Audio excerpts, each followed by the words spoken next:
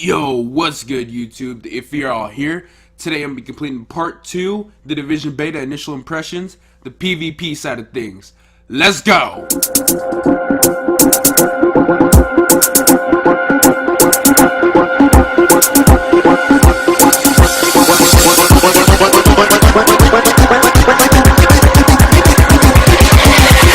When I die, fuck it, I wanna go to hell. Cause I'm a piece of shit, it ain't hard to fucking tell.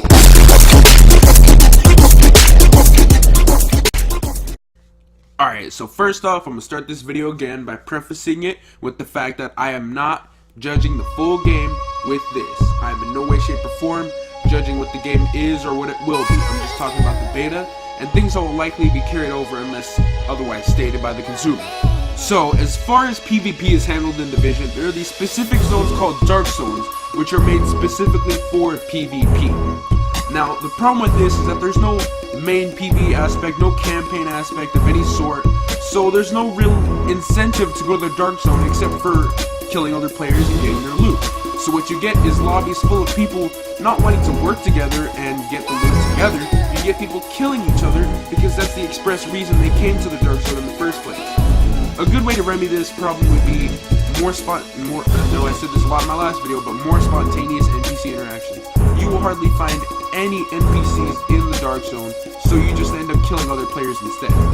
Or actually put PvE campaign elements in there, or make people go through them to get to the PvE aspects.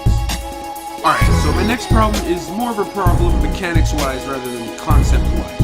And that is the large amount of health that players have in the PvP zone. As a solo player, I always have to stick to the shadows, use snipers, and have suppressors in my back pocket.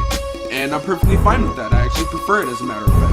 The problem with the PvP health system is that even if I hide in a corner and wait for two guys to pass and start shooting them in the back with a shotgun or from long range with a sniper rifle, the chances are that they will die before they have time to react are very, very slim.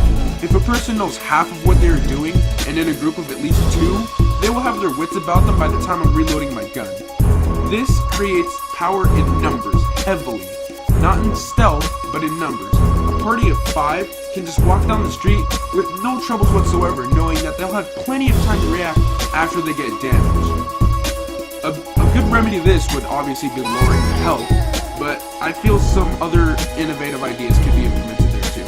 Alright, so my third problem ties in with both the health and the concept of the Dark Zone. Now, the rogue system is basically a bounty system, and when you harm or kill an ally officer, JTF officer, you get tagged up, people can see you through walls, and you have like a little timer. And if you run out that timer without dying, you get your own bounty. If someone kills you, they take your bounty and some XP.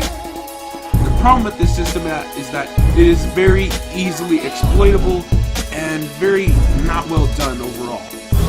The biggest problem is that when you accidentally tag up temporary allies or just passerbyers, you're rogue. And with that, people don't know whether or not you've killed somebody in your past, or if you just accidentally tagged up someone with a sidearm. What do? They kill you on sight because they don't trust you. My remedy to that would probably be orange for people who only harm people, and red for those who have killed someone. That way you can easily discern.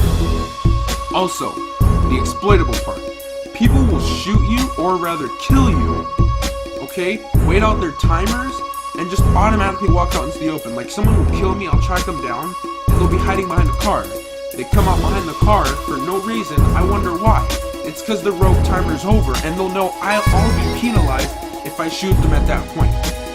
My remedy to this is that you get your standard rogue timer after you kill someone, but 20 seconds after, or 30 seconds rather, you're still technically rogue, but you're not tagged as rogue. So if someone does kill you 30 seconds after your tag is gone, they don't end up going rogue. So that's about it when it comes to the PvP aspect of things as far as the Division goes.